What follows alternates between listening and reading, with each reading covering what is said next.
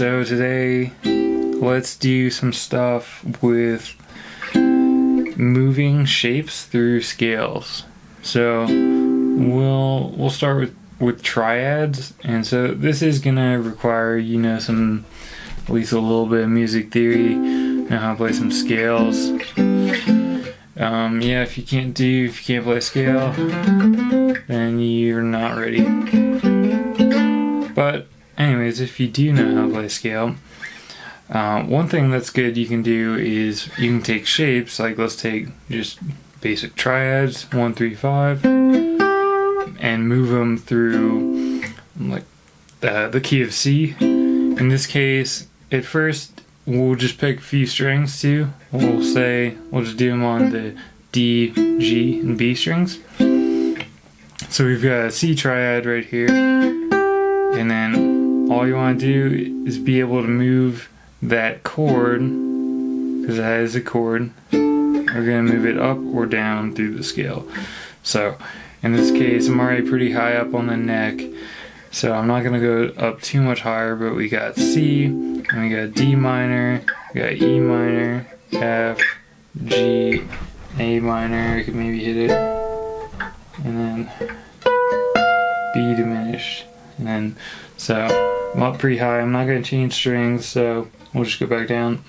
Got B diminished, A minor, they're pretty tough up here, and then G major, F major, E minor, D minor, C, B diminished, A minor, G, F, E minor. You want to be able to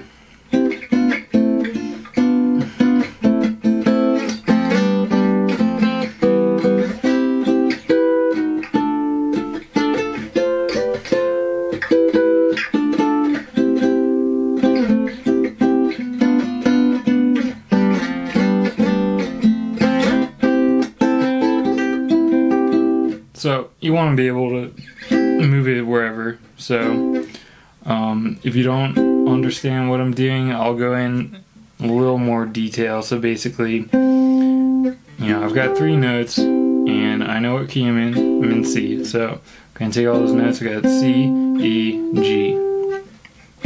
Basically move each one in the same direction. So if I go up, my C becomes a D, my E becomes an F, and my G becomes an A.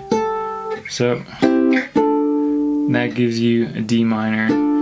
In this case, they all have chord names, pretty obvious ones. It doesn't have to be the case. We can use weirder shapes and it'll work just fine. The principle remains the same, but with these, it is a triad, so I can very easily just assign Roman numerals to them. So you got 1, 2, 3, 4, 5, 6, and then 7, and then I can't reach C on this fretboard without changing strings. So C would be 1, so then we got 7, 6, 6, 5, 4, 3, 2, 1, 7, 6, 5, 4, 3, and you can see I think I almost played like G minor or something. So you can work on changing between 2 specific ones. There's definitely some fingering challenges depending on how you pick it. If you pick it all together, it's not too bad, but if you're doing like a pattern,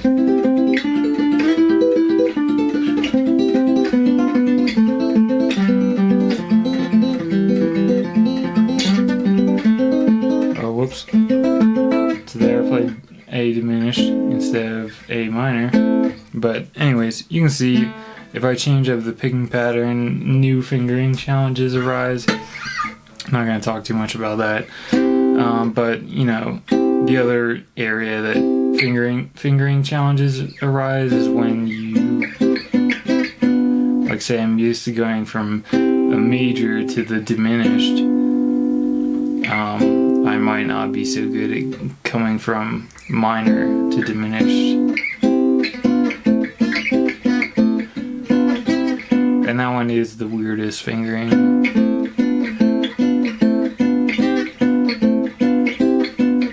So So, you know, you can work on specific spots that trip you up.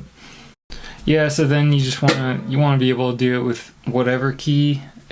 C is pretty much the go-to starting key because there's no sharps or flats. But let's say we're doing A major. So we can start on A. So we'll do the same pattern in A. So you got A major, and then these are going to be a bit more weird to name if you're going to name them. So you got A major, G sharp diminished, you've got F sharp minor, E major, and then if we keep going down, we got D major, and then we've got C sharp minor, B minor, and then back to A. So you got 1, 2, 3, 4, 5, 6, 7, 1, and then I could get another 2 in here. 2, 1, 7, oh, oops.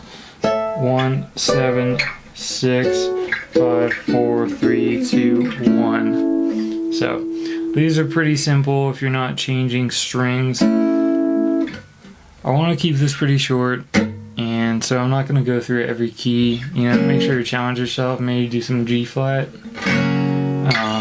You know, G flat, A flat minor, B flat minor, C flat technically, or B, D flat, and then E flat minor, and yeah, E flat minor and F diminished. Back to G flat. So you got 1, 2, 3, 4, 5, 6, 7, 1. And once you get used to going to adjacent spots, oh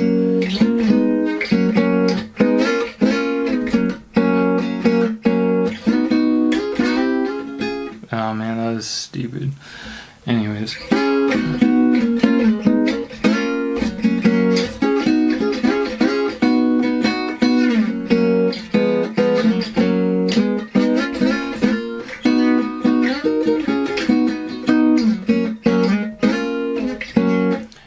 Once you get good at the basic pattern of doing adjacent ones, you know, you can jump around.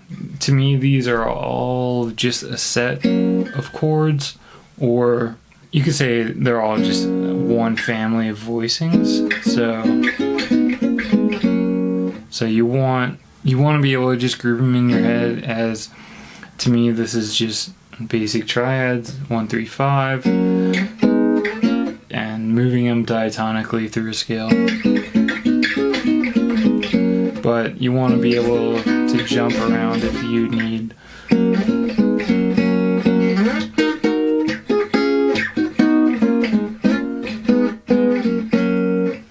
Now is a good time to bring up the different ways you can make it harder, because obviously at some point you're going to get good at it.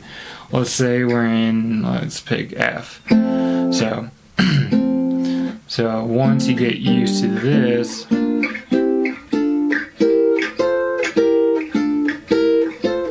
you know, how can you make it harder? Use picking patterns, jump around. I tend to just improvise them if I'm going to jump around.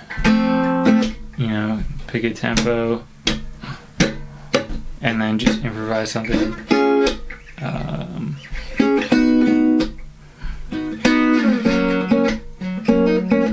Oh yeah, I think I picked F and went back to G flat. Whoops.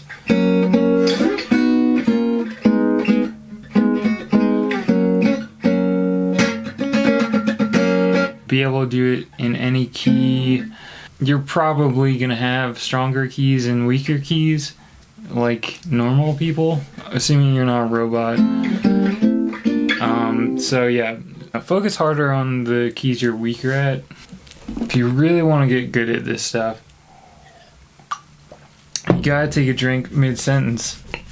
No, you want to direct your awareness to different places or make it more challenging. Obviously, you can always go faster, but it's really good for you.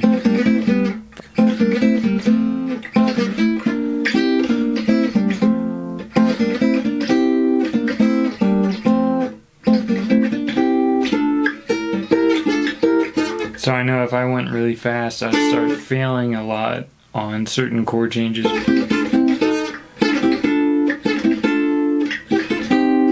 See, there's one. You know, so if you're bored, go faster. If you're bored, make it harder. So let's go into a harder key, G flat. That's harder for me. Instead of just whizzing through them, you gotta say every chord name. In this case, it is a chord. So yeah, you know, you got G flat, B flat minor, A flat minor, B flat minor, C flat.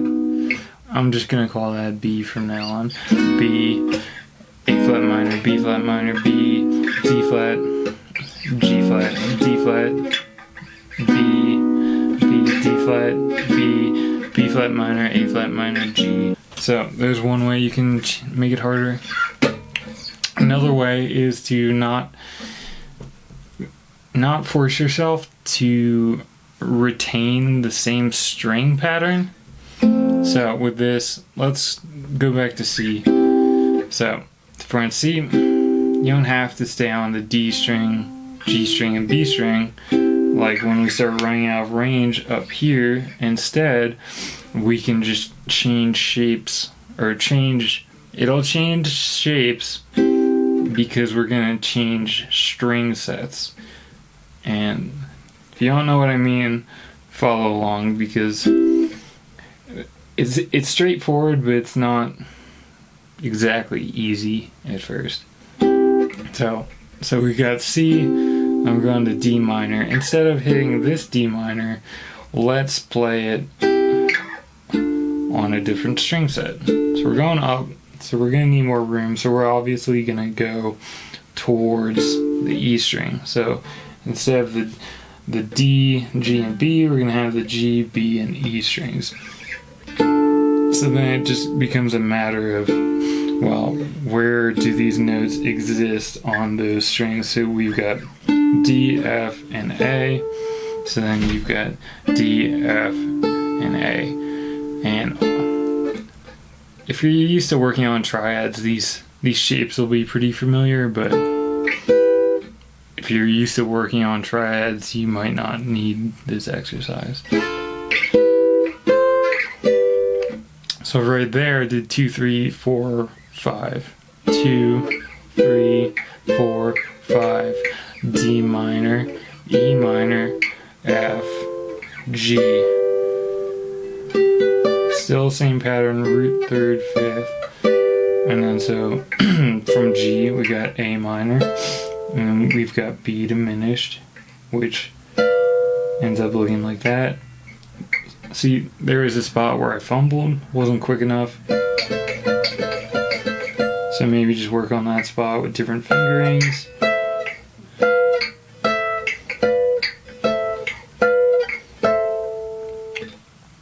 You know, you don't have to be as fluent with every fingering, but don't let your fingerings dictate the fact that you can play it. Like, you should be able to see it and then play it. You shouldn't be able to see it because you played it. I know that's a weird way to phrase that, but I can't explain everything. So you can move all these shapes over here. So we've got C, D minor, E minor, F, G, A minor, B diminished, back to C, and then D minor, and then one more for me, got E minor, E minor, D minor, C, B diminished, A minor, G, F, D, or E minor, D minor, C, B diminished, A minor, and then here we could move down to move string sets, G, and let's play F on the next string set down.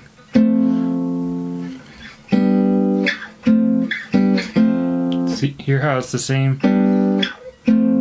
It sounds different because I'm changing strings, but it's the same notes. Just 1, 3, 5 of an F.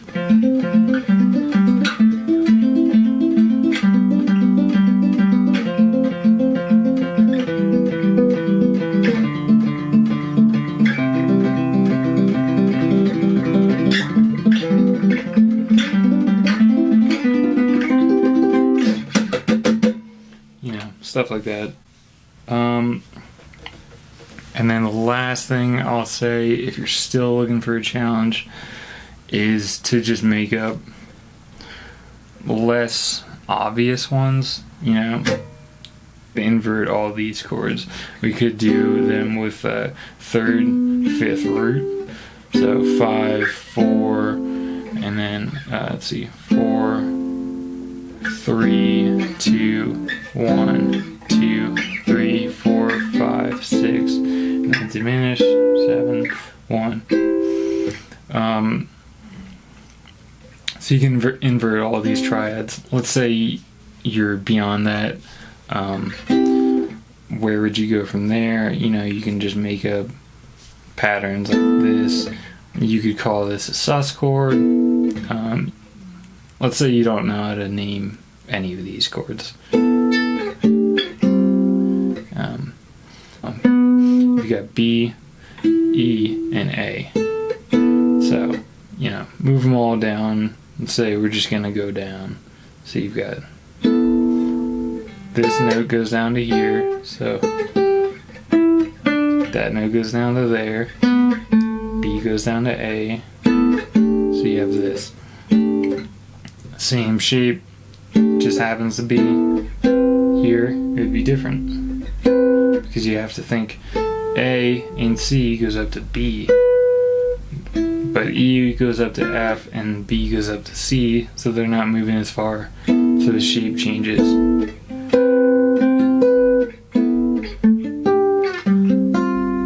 And there's another different one.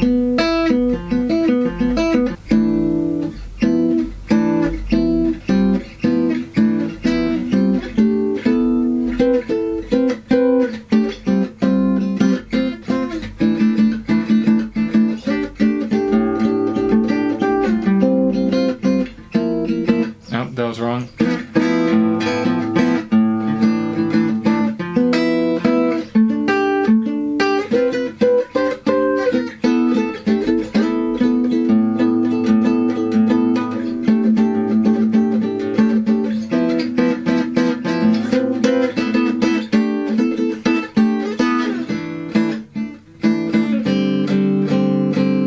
This video is too long. Alright, goodbye. That's it for today. Hope you enjoyed it.